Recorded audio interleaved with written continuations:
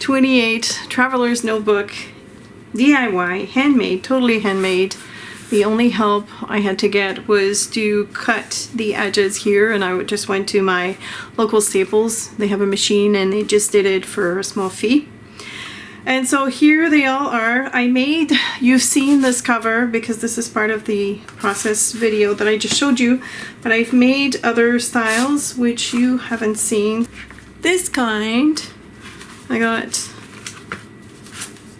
this kind. I have a gold thread running through this one.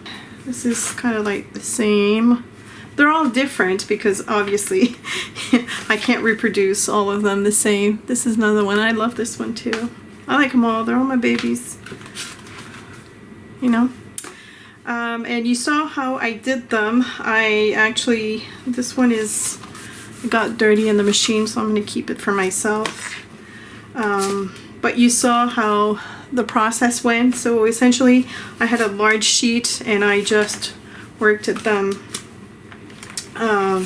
all together. Now I have 2 men taking my classes, so I did not subject them to florals, although if you do like florals, I've made extra. In total, 28 little Traveler's Notebook. Inside, I have added all kinds of papers, and I stapled them all myself, folded all myself. I'm very proud of them.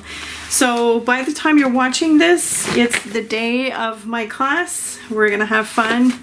That's it. Thank you so much for watching, and if you have any questions about the making of the actual book, I'll try to answer them as much as I can and as quickly as I can, but I'm kind of like on a small mini vacation. Small mini is the same, but I'm kind of on a vacation.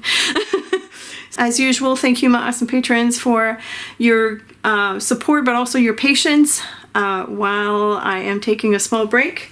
I'll be back to normal within a week's time. Have a super fun and creative weekend, and I will see you soon.